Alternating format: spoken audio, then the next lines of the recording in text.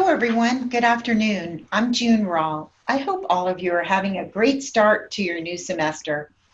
Our webinar today is titled Key Ideas and Details, Critical to Reading Comprehension.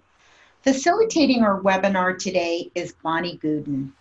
We thought that this webinar topic would be very helpful to all of you as you begin your new semester. We know that key ideas and details are a critical component of reading comprehension, and that this area is a major domain that is assessed by the TABE 11 and 12 test at all functioning levels. Today, Bonnie will walk us through different research-based strategies and resources that can be easily adapted into any adult education classroom. She's also crafted some lesson plans for us and activities for immediate implementation. So thank you, Bonnie, so much for these resources. But before we get started, I want to let you know that your attendee microphones are muted. We want you to interact with us, and we want you to do that via the Q&A section on your screen. So just go ahead and type in any question at any time or any comment that you may have, and we'll be monitoring those questions throughout the entire webinar. Keep in mind that today's webinar is being recorded, and all of your PowerPoints and handouts are already loaded on the website. But look for the recorded webinar in the archive section on the IPDAY website. Well, with that, I'm going to turn it over to Bonnie, and thank you for joining us today. Thank you so much, June, and happy 2019 to everyone. As June said, as we begin 2019, we do know that the TABE 11 and 12 continues to be extremely challenging to everyone, not just our students, of course. So today we're going to take a closer look at a major domain in the area of reading. And as we start looking at this domain called Key Ideas and Details, we're going to talk a little bit more about what that is and how do we address it in the classroom. So we're really going to explore just a little bit deeper how instruction in key ideas and details helps our students to comprehend written text, and what strategies research says are most effective for locating the main idea and significant details. And last but not least, of course, some resources that you can use in the classroom. As we go through today, for those of you who would like to, we do have some guiding questions in your workbook on page 1. And as June said, if you've not downloaded those, you can download both the workbook and the PowerPoint from Florida IPDAY. But those guiding questions will work you through what we're going to talk about today and some of the big ideas. If it's something that you're going to use with staff down the road, those guiding ideas can really help you as you build a short workshop with this particular PowerPoint. So let's get started. As June says throughout the webinar, if you have questions, please put them in. Also note that as we go through this webinar, there will be times for you to respond. So please put your answers in that Q&A section. And don't be afraid to just write down what you think, because I promise we won't use your name. So as we get started, take a look at this short paragraph. Engineers create wealth for society. So, tennis is a game and the resources of the earth are scarce. Have you gone mad? Therefore, the only solution is to educate the public on being socially responsible. Does it make sense? Does it kind of sound like sometimes our students' writing where they go from one idea to the next? Well, maybe, but it is a nonsense paragraph. And in fact, if I had to guess what the main idea, central idea, or topic sentence is, I'd have no clue because there isn't one. So let's take a closer look. Go ahead and read this for me as you go through. And when you're done reading it, I want you to answer the question, which of the following statements best expresses the main idea of the paragraph? And put in the Q&A whether it's A, B, C, or D, or if you think it's more than one. So I'm going to be quiet for a moment and let you read and answer the question.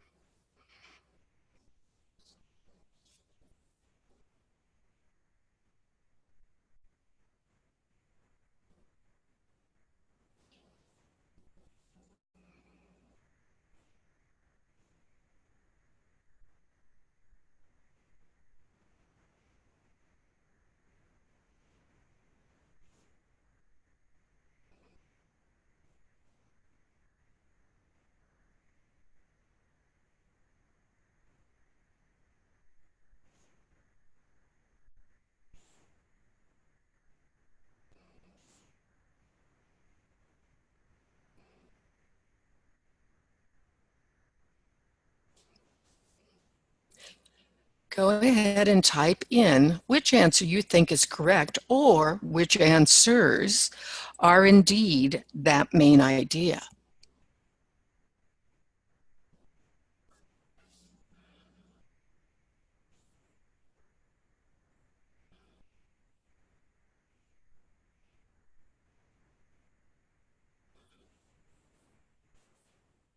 Well, I can tell you, June, as we're looking here, we have lots of different answers. We have A's, we have B's, and we have C's so far. Evidently, no one likes D yet.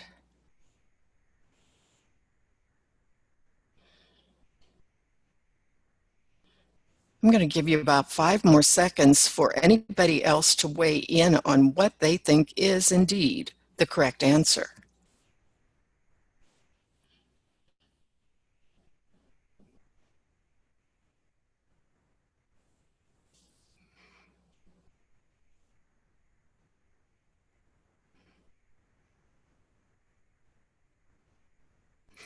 Well, it looks like the only one that people don't like is D.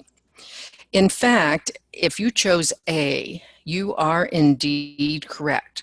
Because although Asperger's is a disorder that affects many aspects of a child's life, this paragraph only deals with the social interactions. And because it only deals with the social interactions, that gets rid of choice B because it's too broad. Choice 3 is inaccurate because it only talks about one aspect of social interactions, which makes it too narrow. And then, of course, choice D, which nobody selected, is incorrect because it's inaccurate according to the paragraph. Children with Asperger's are often equally friendly or equally reserved. Now, note, this one is somewhat difficult because that main idea is not directly written. It's implied. And this is the type of paragraph that as our students get at that higher level, they do have difficulty with. In fact, you and I sometimes have difficulty with this type of a paragraph as well. And we'll look at it and say, but B and C are main ideas, and yes, they are. But remember, I said B was too broad and C was too narrow. We'll talk about that in just a moment, a little more. So I've used some words throughout already. I've used the word topic sentence, key idea, main idea, and central idea. That's kind of confusing, isn't it? Can anybody tell me what in the world is the difference between those? And if you have an idea, go ahead and type it in for me.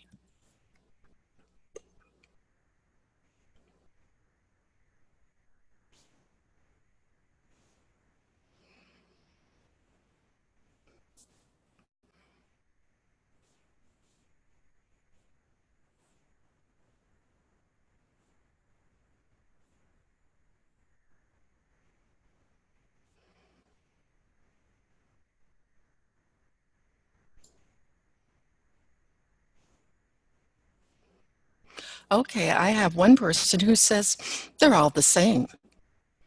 And actually, there is a whole lot of similarity. You are correct.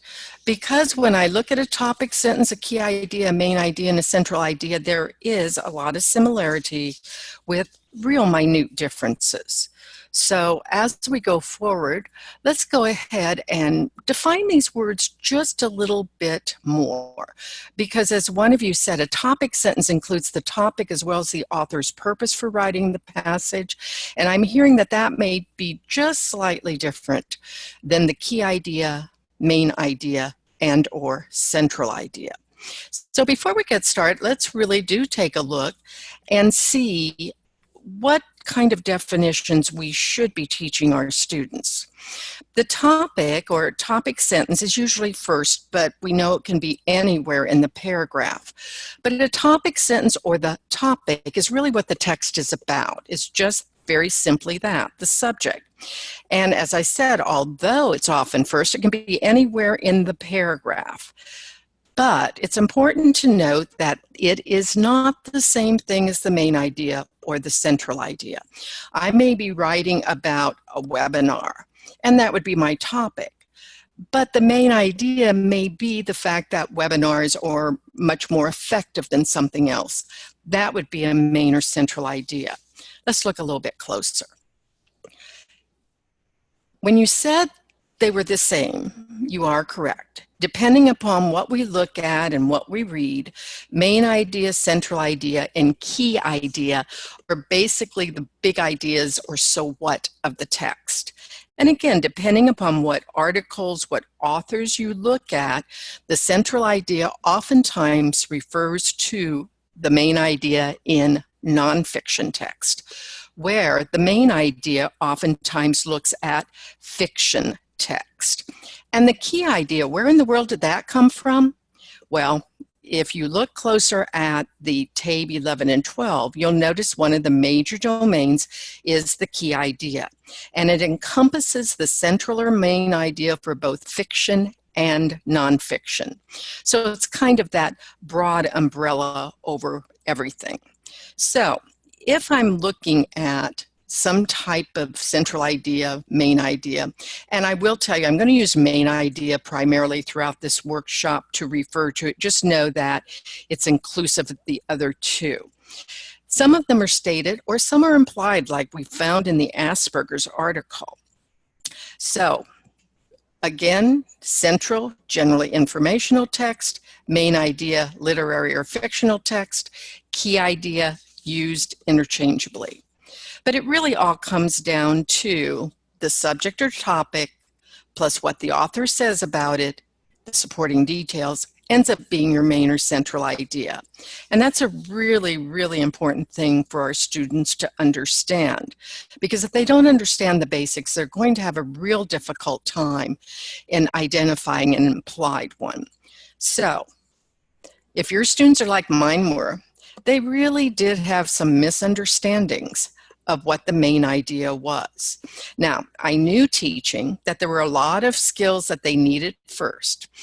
They needed something as simple as being able to distinguish fiction from nonfiction. They needed to know what the author's key points were. I know they needed to be able to summarize text, not just regurgitate what they had read. I knew they needed to comprehend and identify supporting details. But even if they knew that, my students often had a difficult time determining what the essential information was and misinterpreting those details as being that main idea. And sometimes just seeing that the main idea, they thought that it was simply the text, what that text was about, often termed, again, as we look back, as the topic or main idea. So, I like this little cartoon. It really is. I can't figure out what the main idea is for this article we read. Well, what's it about? Hurricanes. Well, that's the topic. But I need to ask, what about hurricanes? And the person says, oh, just how destructive they can be and how much damage they can do. And here again, we've got the lovely thing called the main idea.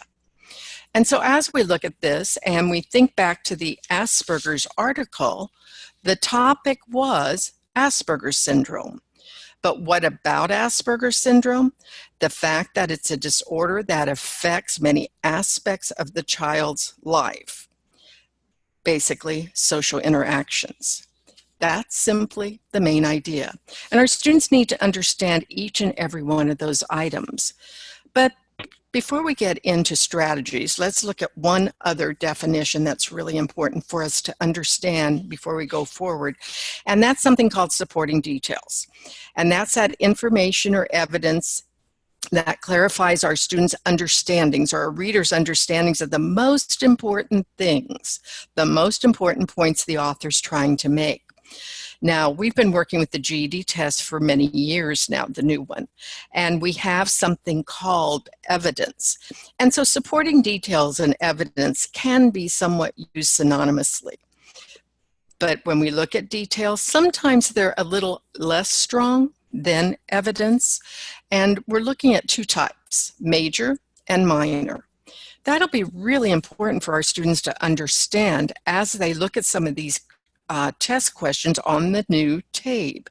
Because if they're looking at minor details, which simply help make the major ones clearer, and they think that's a major detail, bottom line is they can get some questions incorrect. So, as we look at supporting details, very simply, what the author says about the subject.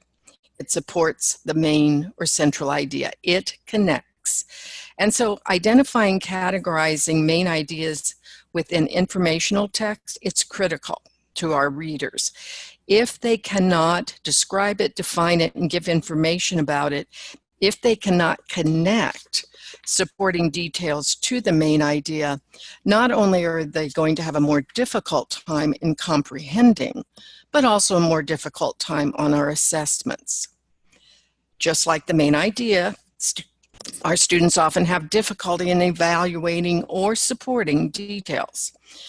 Think about whether your students can determine whether a detail is essential or not. If they can't, that's something we'll need to work on a little more, because without that understanding, all of those additional details will become major or supporting ones to them, and that will be an issue, again, as we look forward at some of the types of skills they need for becoming more effective readers. I always liked with students to sometimes start with lower level readings, or you know what, cartoons. Cartoons are a great way to get students to start thinking about some major concepts such as main idea.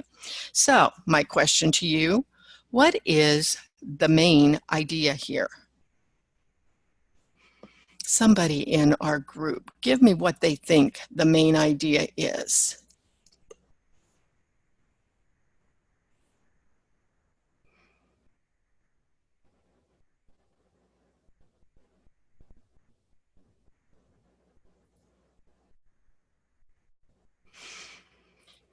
It really is. We're looking at the fact that this poor frog here either doesn't need or want insurance, doesn't think that it's necessary. Okay, what's the frog's supporting details?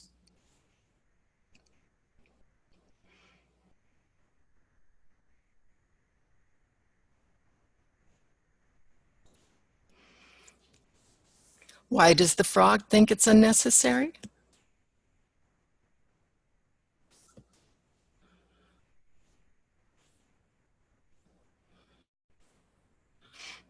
Definitely. This frog has nothing that insurance would warrant, doesn't have a house, doesn't have a car, doesn't have ownership of anything. And so here again, it doesn't even get sick. So you've got the main idea of this cartoon very easily, and you've got very different levels of support. And what's interesting is when we start at this level, students don't have to worry about, oh my goodness, this article is too long, it's too difficult.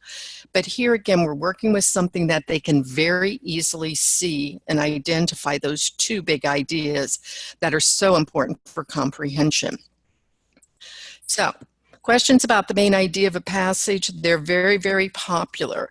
In fact, if you really look at why you need to teach it, well, whether you're a teacher standing in front of your adult ed classroom or if you're a student, chances are good that you have to become very familiar with not only finding the main or central idea, but the details that support it.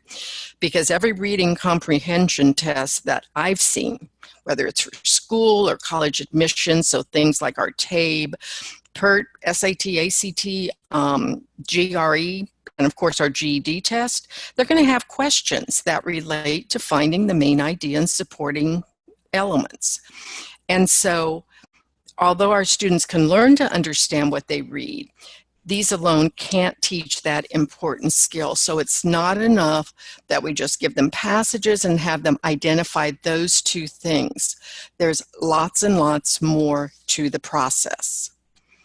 You know, when we first started talking about this, June said it, and I reinforced the fact that it's an important skill on the TABE. Would you be surprised to see, as we look through the percentage of weighting in the reading, that key ideas goes from a 28% weighting in level L, 28% of the questions deal with key ideas and details, all the way up to levels M, D, and A that have 47% of the questions dealing with key ideas and details. I don't know about you, but to me, that's a really important skill that we need to hone in on in our classroom, because we know that many of our students take those levels E, M, and D. So for M and D, and of course A, almost half of the reading questions deal with some standard that's under that main idea of key ideas and details. And we also know that this is an important part of the Florida curriculum frameworks. Very quickly, and I'm not going to read these to you, but I just want you to holistically look, even at level L, which oftentimes we don't see our students taking. There are questions on key details and main topics. Level E, that starts out with main ideas, being able to recount key ideals and how they support the main idea. And then we look at level M, again, very heavy duty, and this is where they should be able to determine the main idea, explain how it's supported, and that other word, that S word, summarize it. And then start looking at level D, which is towards the bottom of the page. There's the standards for key ideas and details, but it's not just there. We're going to click the next part of the slide and notice, oh my goodness, there's a whole lot of other standards. Sometimes they call it central idea, sometimes they call it the theme, sometimes they refer to it as the main idea. And then when we start looking at things such as evidence or key details, here again, all standards that are covered by the TABE 11 and 12. And then, of course, level A, which clicks very well into our GED prep or our GED test, also has many different standards that deal with the key idea and the details. So we have standards all over that cover that basic area. They are extremely important. But let's just take a moment and look at a couple questions, and these come off of the TABE 11 and 12 sampler. And one of the things that to me is quite new on the TABE 11 and 12 is that there can be two separate questions, but they build on each other. Where this particular one, the first one says, how does the author provide effective support for the main idea of the article? Well, that assumes that the student has already identified the main idea. And then from that, the first question, having that student again provide or identify which one of those provides effective support. Now, they all may be in that article, but which one is the best? And then part B, which detail from the article best supports the answer to part A? Oh my goodness. For this type of question, my students have to have been able to first identify the main idea. Then they have to determine what's the effective support, and then they have to come up with one specific detail. That's definitely a higher level question. We already see these types of questions at the level M of TABE 11 and 12. If I look at another one, here again, this is a lower level skill or a lower level question. It says, which of these is the main idea?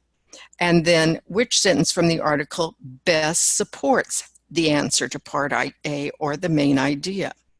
Very much a thinking skill that if students don't easily understand the connection of those two, they're going to have a lot of difficulty with many of these questions.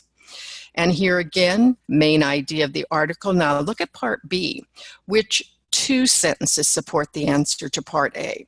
This also is something new on the TABE 11 and 12, that sometimes it's not just one answer. Sometimes students have to say it's A and B or B and C or A and E. And so again, it's not something that students can just guess at. And one of the questions I've been asked is, what if they get one of them right and one not? Guess what? They have to have both correct. So this is a much higher level skill than often we have dealt with in the classroom. So we need some strategies that work for all of our students. But before we click into the strategies, I'm just going to stop for a moment and ask if there are any questions or any comments so far on the definitions, how prevalent these skills are on the TABE, or the question types.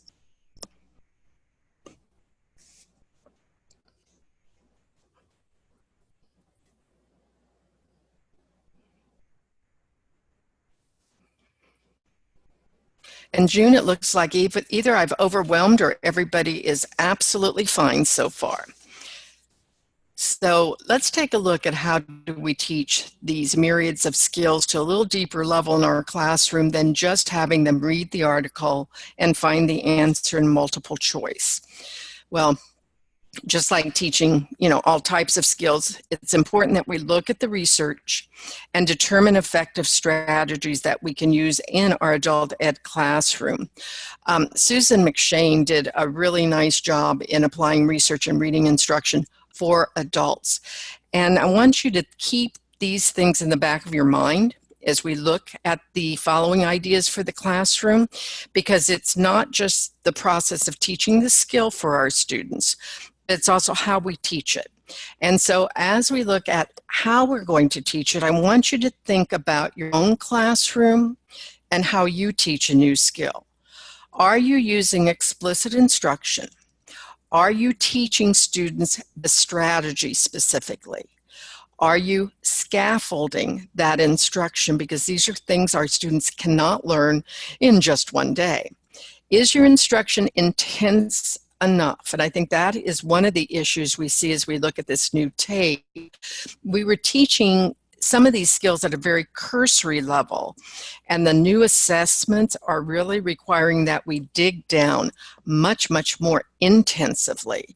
And that does require a structured approach to all of our instruction. So again, the comprehension skills that we're talking about, the topic, the main idea, and the supporting details, our students are not going to learn those by just a couple of passages or a few graphic organizers. It's going to have to be ongoing through all of our different levels. It was only a few years ago when we were looking at the standards and, quote, unpacking the standards. And as I looked out on the web at some of the research ideas, there's a big push for unpacking the main idea as well. Not quite as specific as unpacking standards. However, research strongly supports that the big idea first is, as we're teaching the main idea, our students first have to be able to identify keywords, first of a sentence, of course, and then taking it to keywords or the topic of a paragraph. If students can't do that, we stop and we teach that skill. The next thing is our students have to find the explicitly stated topic sentences.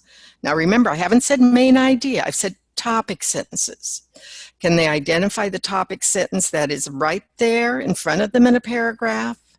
And can they recognize the stated point of a paragraph or a longer text? If they can do that, then we go on to that next level of inferencing. Because if they can do those two things in 3 and 4, then they're ready to look at inferring the main idea of a sentence, inferring the main idea of a paragraph, and then finally inferring relationships, which would be a skill we would be looking at primarily at a TABE D level and A level.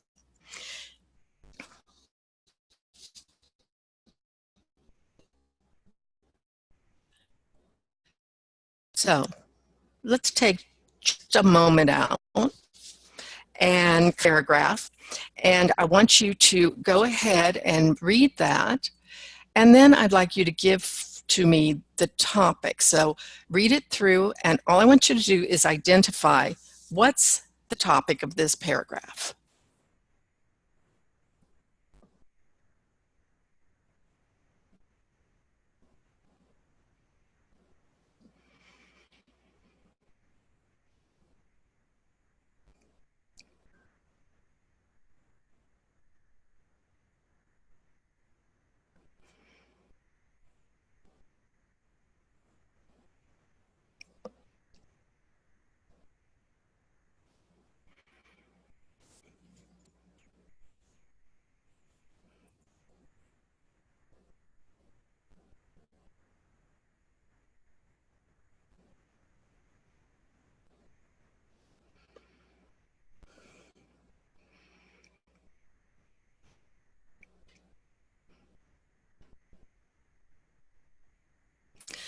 And I think we definitely have the topic. It's that physical environment of a classroom, and that's it.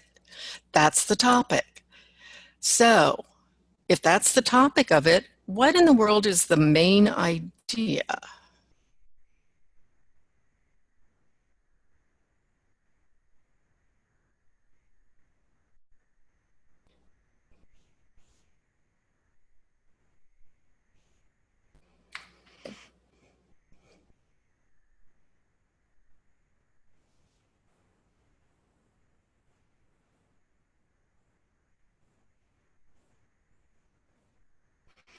And very definitely, if my topic is the classroom physical environment, then my stated, and it is stated, I'll give away that one, is that first sentence. The physical environment of a classroom is extremely important because it can influence the way teachers and students feel, think, and behave. So here again, I've got a topic. It's not quite the same thing as the main idea, but there again, it leads into that, and it's right there in front of me. If students can't understand the difference between the main idea and the stated, or I should say, the topic sentence and the main idea that is stated, then we don't want to go on to those next levels. Let's take a look at one more. Go ahead and read this one for me, and I want to know what the topic is.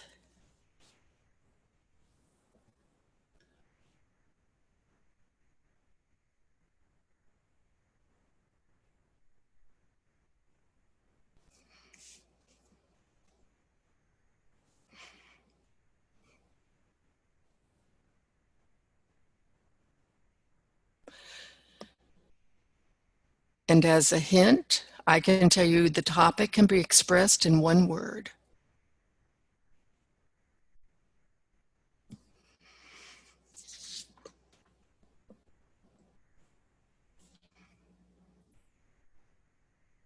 Fantastic. Yes, we have someone who immediately clicked in, and you're exactly right.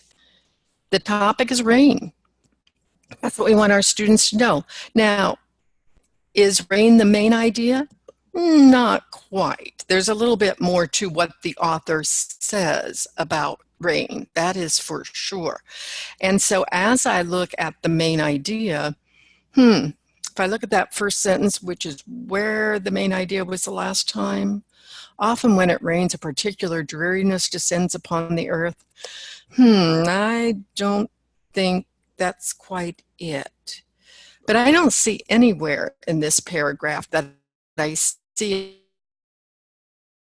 a strong main idea, which means I have and it differs an idea there, and it talks about that it's abnormal to venture out in the rain, but positive results can be well worth it. Or that partial one that someone just typed in, how living things can respond to rain. So implied main ideas sometimes can change just very slightly from student to student. Or many people do have different feelings about rain and how they respond to it. So that's a real difficult skill, and that's why you don't see that inference skill until the little higher levels of the TABE 11 and 12. But through all of these, we were looking at the different words that led us to believe what was the topic and what was indeed the main or central idea. If you're not using signal words, it's a great idea to work with your students, and in your workbook, you have a great list of signal words because that will help students look for supporting details that then can assist them in determining the main idea. Hopefully, all of you are using signal words to have them identify them in paragraphs and then use them to go that next step. But if you're not, take a look at workbook pages 6 to 8 for those ideas for your classroom. Okay, so we unpacked the main idea. There's another process that works real well, and that is scaffolding instruction. And here again, it is a step-by-step process as we look at teaching these very specific skills in our classroom. One of them is to have them identify those signal words found within a single sentence. What's that sentence about? Again, give them the signal words on pages 6 to 8 and see if they can identify them in sentences that you've given them. And then, of course, once we do it in a sentence, we want them to be able to do it in a single paragraph. And from those signal words, they'll get a good idea of what that paragraph's about.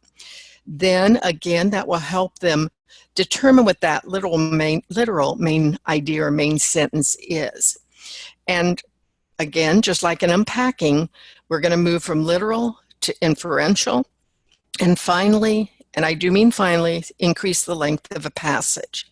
One of the things that always bothered me with sometimes the resources I got was they never gave my students enough practice with short and sweet. They never gave them enough practice with sentences before they took them to paragraphs, but rather would do a main idea and have multi-paragraphs. So, word to the wise, there's no sense in having your students read longer text if they can't infer the main ideas in shorter ones, things like the cartoons and the paragraphs. In fact, let's take a look at a paragraph. What's the implied main idea of the cartoon? And I'll share with you, no, it's not the man has learned to fly. My students would have seen that.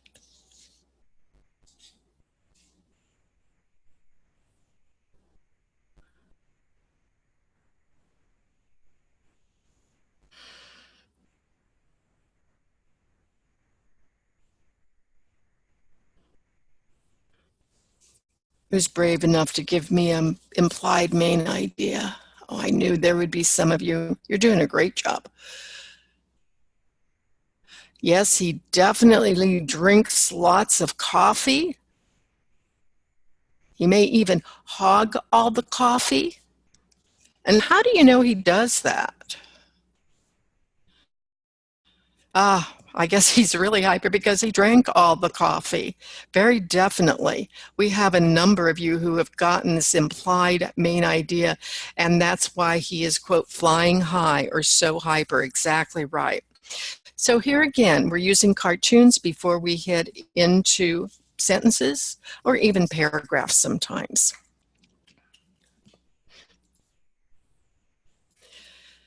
So we've scaffolded main ideas. The next step will be to scaffold supporting details in our classroom. These are multi-day lessons where students identify the topic, they identify what the author is saying about the topic, and then they identify details that support or explain that main idea. That three-step process works very easily and very well. In fact, there will be a very more intense step-by-step for you in your workbook. But basically, when you teach your students to identify the topic, it really is, what is this about? And it doesn't usually need to be more than 2 or 3 sentences. And then identifying what does the author want me to know about the topic? What did the author want me to know about rain? And then finally, to identify that main idea, taking things from step 1 and step 2, putting it together, and you've got the main idea. We've talked a lot about the different types of supporting details, and depending upon where you look, what book you use, what research you use, they may have different titles. If you want to use the worksheets that we used for the evidence for the GED, those work as well. But bottom line is details may be sensory details, the sky was, or the plant or the rose smelled so sweetly. Could be examples or anecdotes, could be expert opinion, reasons, personal experiences, or facts, stats. I'm going to say the same thing I do when we're working on the GED test, and that is supporting details and evidence are more than just facts and stats. And so you're going to want to spend some time with your students talking about, what are some supporting details. Here, the cartoon, the man's main idea is that this job is awful, it's unbearable. And very easily, students should be able to see the support he gives. The fact that he didn't get his donut because, or almost didn't get it, because someone put him on hold and then he got a paper cut, all those things say to this particular person, oh, the job is awful. Easy way for supporting details. Next thing is to have students identify the type of details. Now, will a test question always say what type of details are used? Maybe not, but it does help them better understand which details are most important in supporting, again, a main idea. So we've taught main ideas, starting with topics, then supporting details.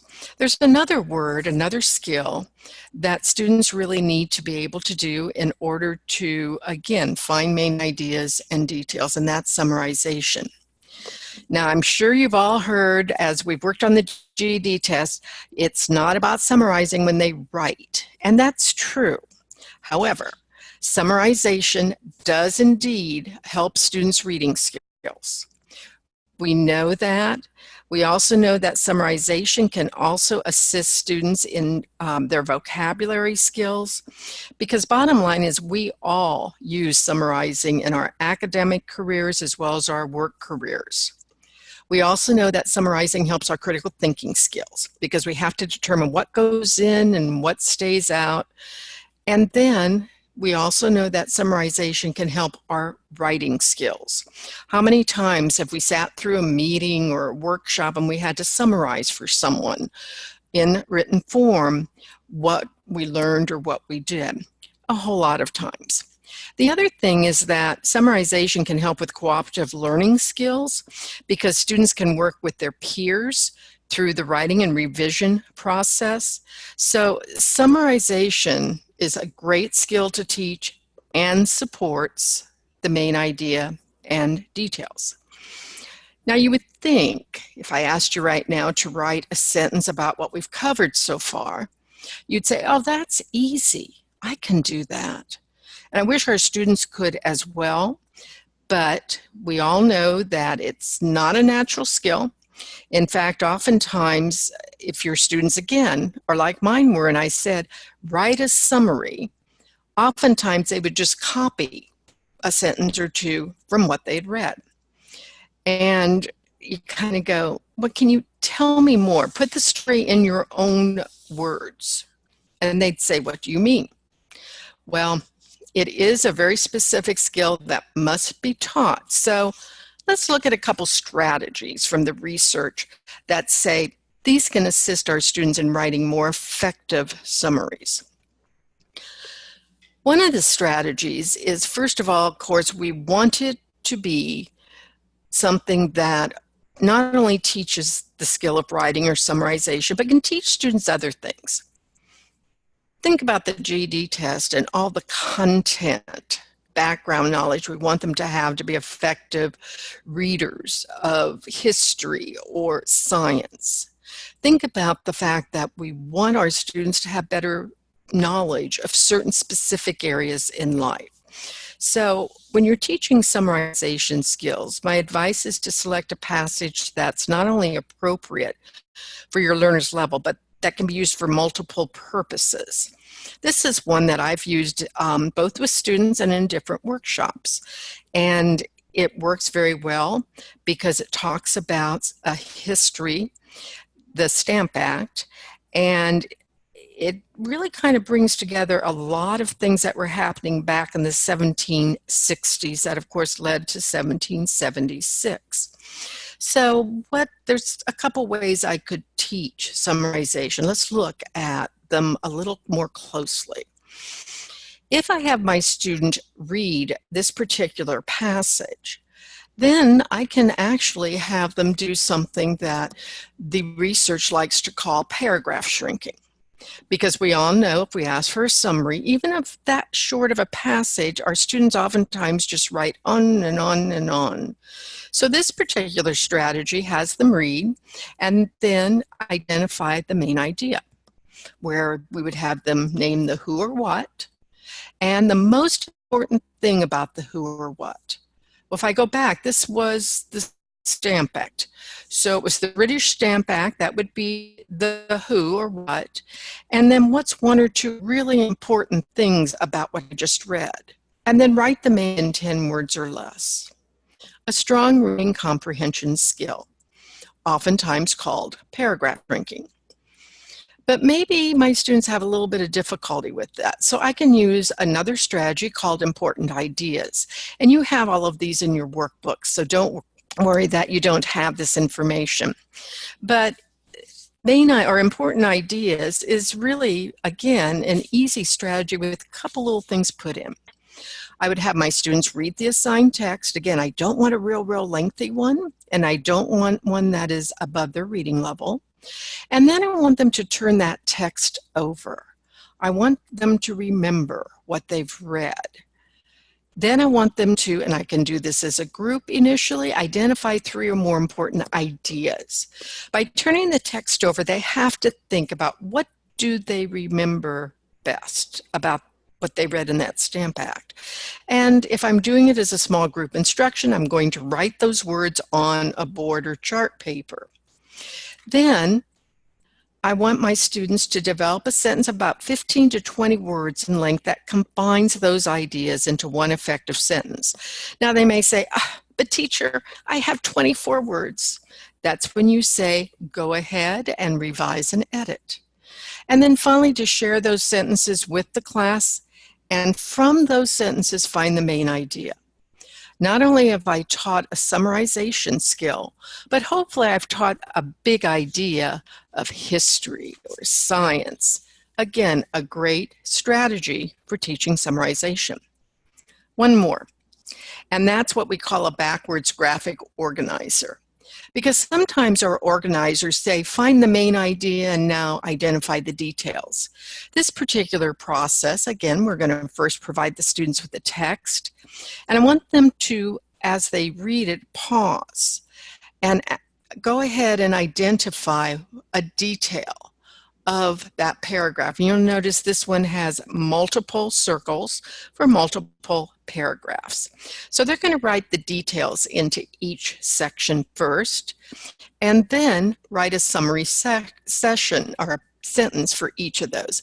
So I read paragraph 1, I identify the details, I write a summary sentence. I read paragraph 2, do the same thing, and on until I'm done with the passage.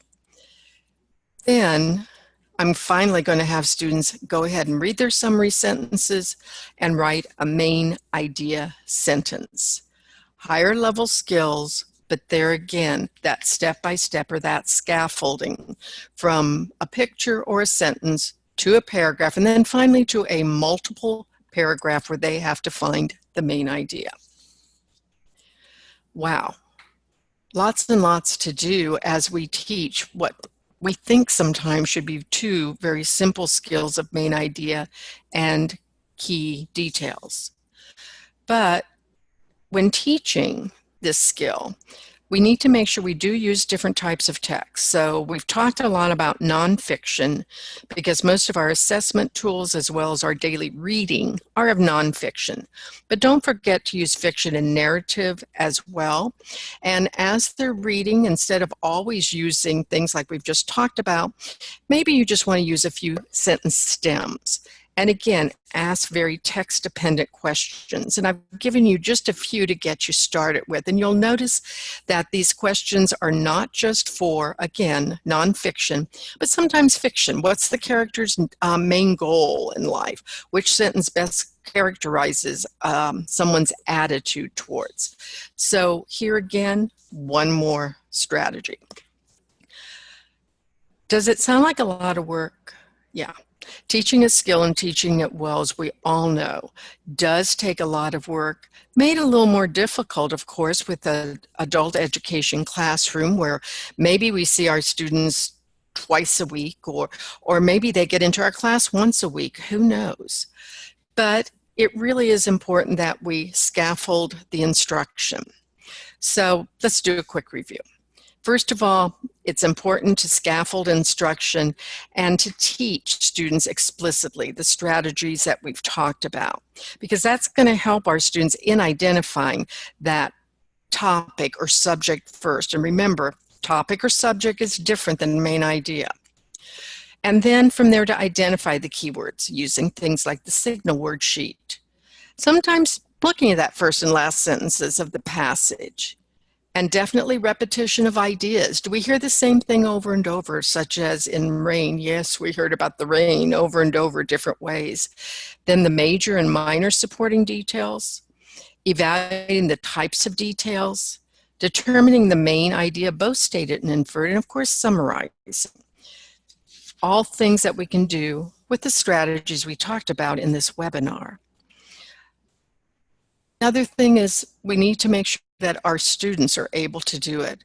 As we work with them, making sure we start with, again, very much us modeling what these strategies are, doing it together, and then, of course, having them build their own independence, their own questioning skills by being able to apply this to different things. And again, the text from the various levels. Just a couple quick notes, though. We want to make sure our students avoid main idea mistakes. And these are very difficult sometimes to teach, as we found out when we were looking at that Asperger's syndrome article, because oftentimes our students may indeed select something that's too narrow in scope. And so as we're teaching students, be aware that students need to choose an answer that encompasses every major idea in the passage, not just a few of them. Or there again, they're going to select an answer on the test that is correct, but too narrow. Same way with one that's way too broad, because an answer that, the answer just can't step outside the passage, even if it's something we know something about. So remember, our students need to know that on a test, they can't provide their own personal knowledge or their personal bank of facts, so to speak. And if we're talking about rain, gosh, I know a lot about what rain does. And if I include some of those ideas, I may select an answer that's too broad. And finally, selecting an answer that looks really complex and really diverse, but it really is opposite or wrong. And that there again, our students sometimes will select an answer that sounds right because it sounds really, really smart.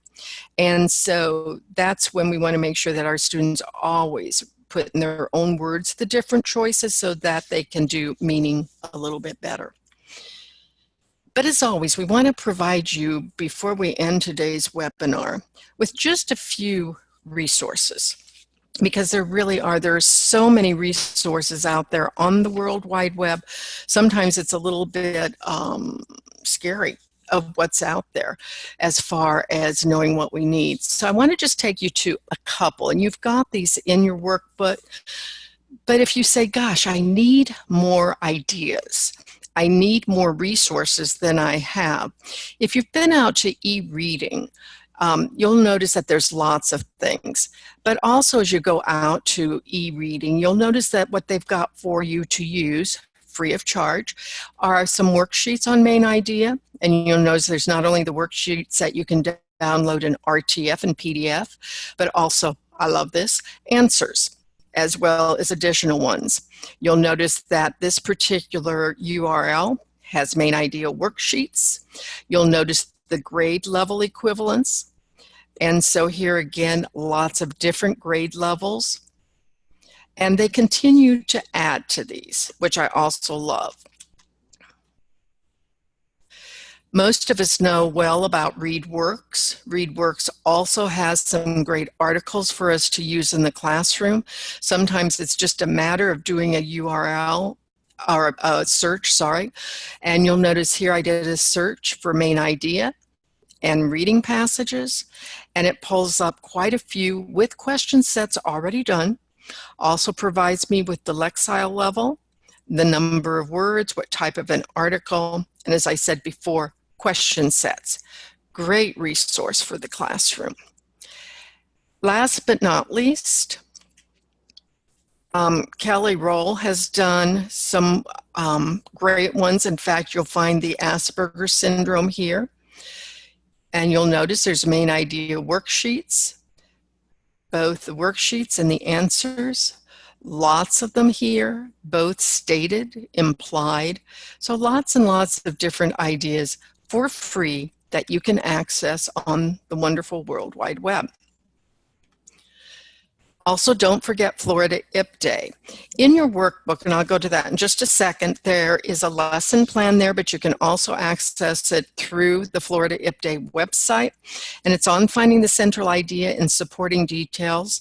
Sometimes I know that it's so much easier if somebody will just provide us with, indeed, the lesson plan right in the workbook. And so that's what we've done for you right here. This is the workbook that goes along with today's webinar. And I'll just click down to give you an idea about the guiding questions. Just a brief overview of main ideas and details and how to find them. Questions or guidelines for determining author's main idea. Just a little bit of information to update your knowledge.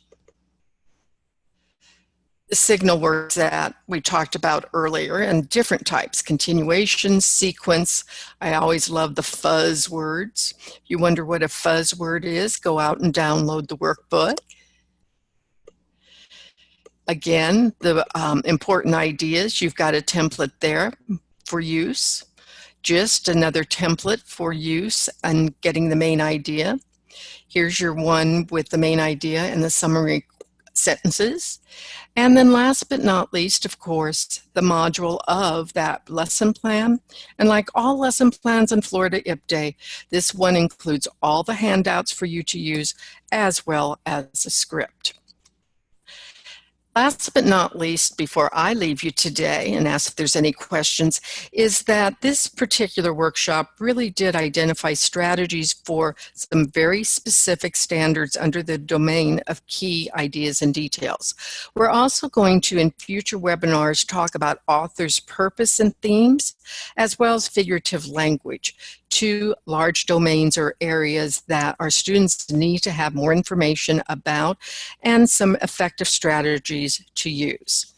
Before I turn it over to June to end this webinar, I'm going to ask any questions that anyone has or comments about teaching key ideas and details.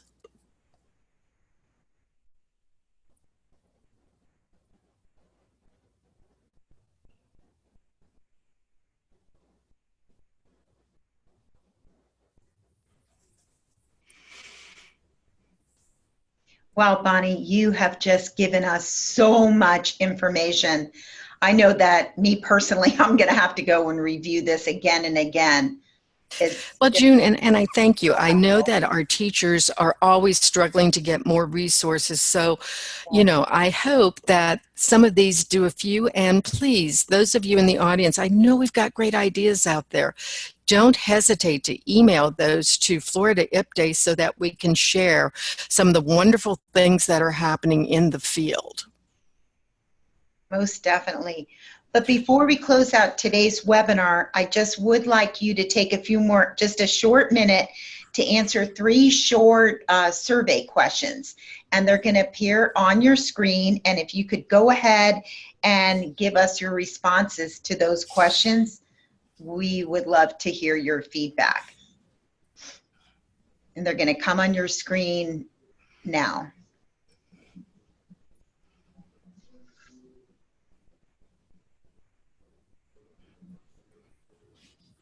While they're doing that, June, just on behalf of IP Day, I want to thank everybody for being with us today. As always, it's a pleasure, and thank you so much for not only just being part of this webinar,